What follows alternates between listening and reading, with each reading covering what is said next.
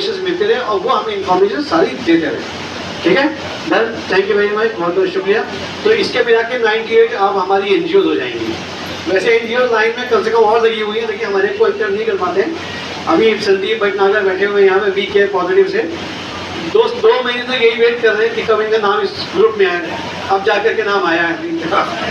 So thank you very much, बहुत बहुत शुक्रिया दोस्तों। और आइए चलते हैं, कार्यक्रम की शुरुआत करते हैं जो है हमारे एक्टिव एनजीओ ग्रुप का। पहले तो कल वर्ल्ड एनवायरनमेंट डे है, पर्यावरण दिवस है। तो पर्यावरण दिवस के उपलक्ष्य में आइए करना चाहते, यानी कि एनवायरनमेंट मतलब इस पृथ्वी पे जो हम रहते हैं इसका पर्यावरण, इसका पूरा जो ऊपर का लिखा है जिसमें हम रहते हैं उसके हालात इतने अच्छे हो गए हैं, इतने अच्छे हालात हैं कि अब हमें अपने शरीर में मिट्टी डालने की जरूरत नहीं है। 2-4 किलोमीटर घूम आइए, आपको सब मिल जाएगा। आपकी नाक भी बंद हो जाएगी, गला भी चौक हो जाएगा, डॉक्टर को भी फायदा होगा, जो कपड़े धोने वाले को फायदा होगा, क्योंकि कपड़े गंदे होंगे जाके देखे भी आओगे, लकीरें पड़ेंगी। फेस क्रीम वालों को फायदा होगा, क्योंकि फेस क्रीम बिकेगी, जब आप धोगे तो इस पर निशान पड़ेंगे, खुरचन आएगी, थोड़ा टीजिंग होगा, ईजिंग। तो मतलब ये सब चीज़ों के लिए यहाँ पे एक पूरा मार्केट पर्यावरण के खराब होने से खुल गया है। तो पर्यावरण को हम सोचते हैं कि क्या करना है ठीक करके, अगर ठीक कर देंगे तो फिर वही बात हो जाएगी, फिर वही चलेगा, सब आराम से बैठे रहेंगे, सबको लंबी लंबी सांसें आती रहेंगी, डॉक्टर बेचारे बेकार परेशान हो जाएंगे। तो ये सोच के सोचा कि नहीं भाई, जिंदगी हमारी है, अच्छी तरह जीना है, अच्छी तरह चलना है, अच्छी तरह दौड़ना भागना है, अच्छी तरह सांस लेनी है। जब सांस लेनी है तो सबसे बड़ी ड्यूटी ये है कि पर्यावरण को हमने गंदा किया है, हमारी वजह से हुआ है, कुछ हमारी पूर्व पुश्तों ने किया है, लेकिन आगे आने वाली जनरेशन को हम क्यों तकलीफ दें। इसलिए आज से यहाँ पे एक्टिव एनजीओ ग्रुप के सभी सदस्यों को हम ये निवेदन करने आए हैं कि आइए आज इस मीटिंग में हम ये तय करें कि हमारी जिम्मेदारी क्या है और हम क्या कर सकते हैं। ये बहुत इम्पोर्टेंट है। कई लोग पूछते हैं कि सरकार कर तो रही है, भाई सरकार कर रही है, बेचारी सरकार हर जगह तो नहीं हो सकती, हर जगह तो हम ही लोग हैं। तो सरकार की जिम्मेदारी वो एक उनकी ड्यूटी है, लेकिन जो जिम्मेदारी हमारी है वो हमारी ड्यूटी है। आज सवेरे हम लोग गए थे यमुना बैंक के ऊपर, शैल जी और हम लोगों ने एक्टिव एनजीओ को रिप्रेजेंट किया था, अजय मिश्रा जी साथ में हमारे थे। वहाँ पे पानी को देख के कितना आनंद आ रहा था, क्या झाग वाला पानी था, दूध होता है झाग वाला, पानी झाग वाला था। इतनी झाग थी कि झाग आए जा रही थी, आए जा रही थी, आए जा रही थी, और वो झाग उड़ उड़ के हमारे चेहरे पे आ रही थी, हमारे कपड़ों पे आ रही थी, और झाग आने के बाद मन कर रहा था कब यहाँ से भाग जाओ। चल करता हूँ और उन्हें साथ बात देता हूँ। देखिए, मैं कुछ ऐसे आंकड़े आपको बताऊंगा जो आपको की जानकारी में नहीं होगा।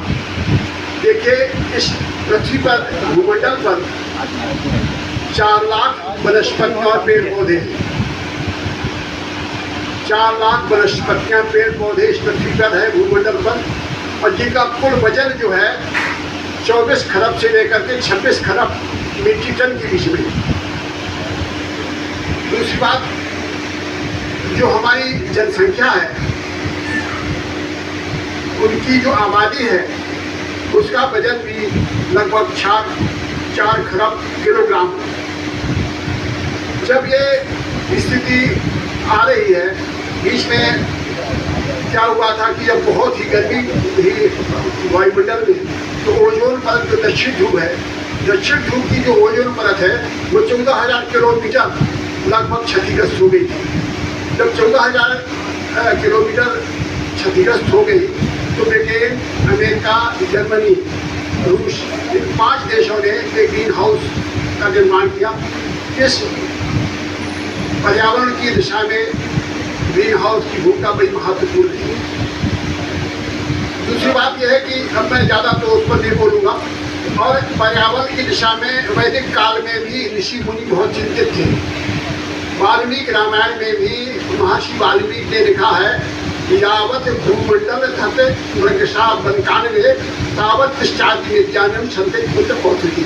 अर्थात इस पृथ्वी पर, भूमंडल पर जब जितने वन होंगे, उन वन के साथ साथ जो पशु पक्षी होंगे उनका भी एक पर्यावरण संतुलन में बहुत बड़ा योगदान है। यदि आप इस वनों के संरक्षण करेंगे, वनों को बढ़ाएंगे, तो आपकी पुत्र मौत और संतति निरंतर दीर्घायु को प्राप्त होगी। तो देखिए, ये सतयुग में वाल्मीकियों को भी इस बात की चिंता थी। नंबर 2, इस भूमंडल पर जो दिव्य औषधियाँ हैं, दिव्य पेड़ हैं, उनमें सबसे बड़ा पेड़ का नाम आता है पीपल। इसके बाद आता है वटवृक्ष, जिनकी हमारी माताएं बहनें पूजा करती है वटवृक्ष की। तो एक ही वृक्ष ऐसा है इस पृथ्वी पर जो 24 घंटे ऑक्सीजन देता है, और वो है पीपल का पेड़। नंबर 1, उसमें कभी पतझड़ नहीं आता। उसकी विशेषता उसकी कभी उसे पतझड़ नहीं आता। उसके पत्ते जो हैं, जब दूसरे पत्ते आते हैं तभी पुराने पत्ते गिरते हैं। उसका फ्लोर फिर कभी खत्म नहीं होता। बिंदु नहीं ऐड करूँगा कि बहुत बार मैं तो कई सालों से ऐसा प्रयास कर रहा हूँ। शैल माथुर जी जब कुछ बहुत अच्छा इन्होंने यहाँ कोशिश कराई, तो हम लोगों ने जितना संभव हो पाता है कैफ़े को में जितना वेस्ट हम कम कर पाएँ, ऐसी कोशिश चल रही है।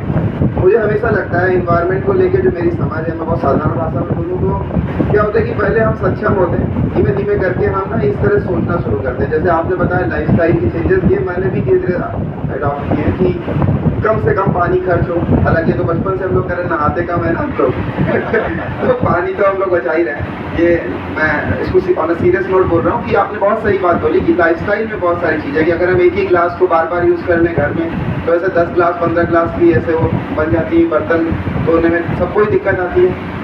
इतनी बेसिक बात है, ये लाइफस्टाइल की ही बात है। तो वही शीरोज़ पे भी है कि मेरा प्रयास है, मतलब हम लोग ओपन है इस बात के लिए। शीरोज़ अभी तक इतना सक्षम नहीं था, क्योंकि हमने देखा बहुत बार हमने प्रयास किया तो काफ़ी कॉस्टली होता है काफ़ी कुछ। लेकिन जो समझ डेवलप हुई कि हम लोग और भी बहुत सारी चीज़ें, जरूरी नहीं है प्लास्टिक को रोकना एक तरीका हो, और भी 100 तरीके हैं कि हम लोग कैसे अपना कूड़ा कम करें ना, बहुत ख़राब मतलब माहौल ना रखें आसपास, एनवायरमेंट को क्लीन रखें, कुछ ऐसा काम करें जिससे कि हम कुछ कंट्रीब्यूट करना है उसमें। तो बस यही है, यही प्रयास है। आप लोगों के लिए ओपन है, बल्कि है जैसे शीरोज़ कैफ़े आपके लिए ओपन है। जो लोग नए हैं, मैं एक लाइन में उनको शीरोज़ का कॉन्सेप्ट ही बताता हूँ कि शीरोज़ कैसे ओपन किया गया, हम लोग कैसे शुरुआत किया है।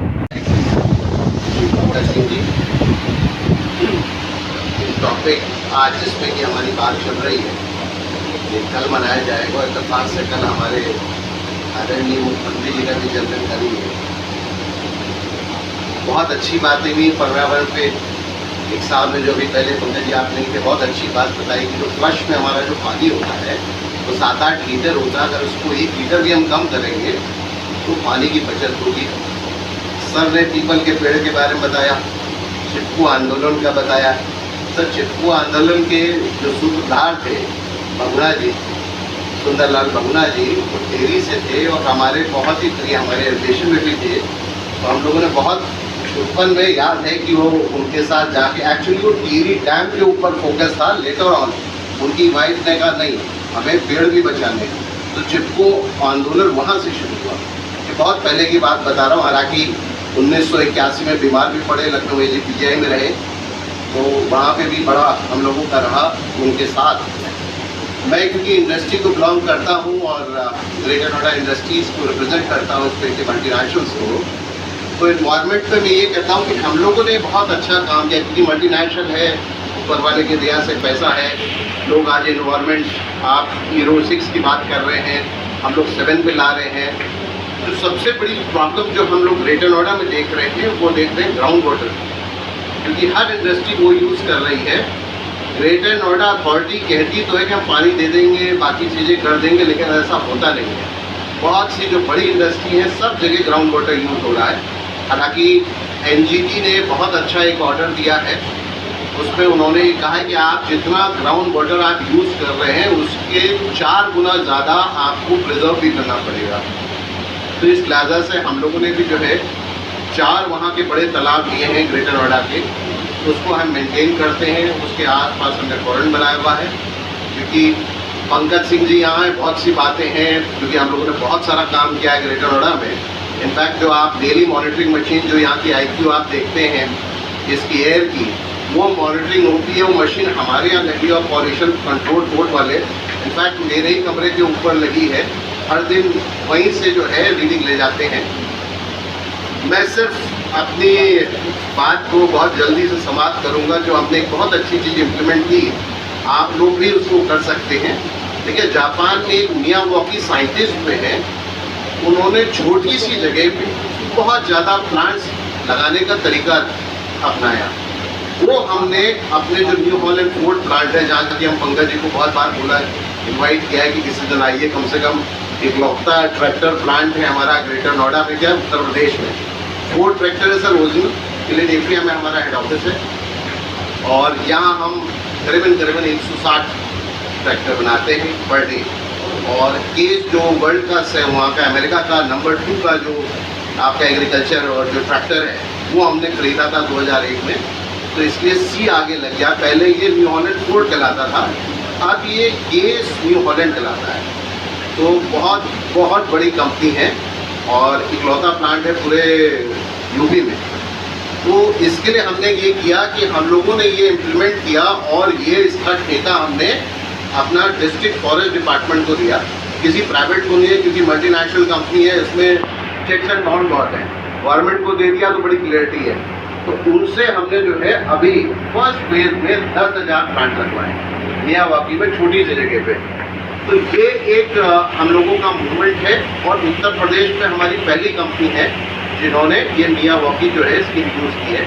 आई थिंक आने वाले समय में और भी लोग इसको, इनफैक्ट हमारे फैक्ट्री में खुद देखने आए बहुत सी मल्टीनेशनल्स, तो इसको इम्प्लीमेंट करेंगे ज़्यादा, क्योंकि अभी और भी प्रवक्ता हैं और हमारे बहुत एनजीओ के जिसको कहूँ मेधावी लोग हैं जो इस पर चर्चा करेंगे और बोलेंगे।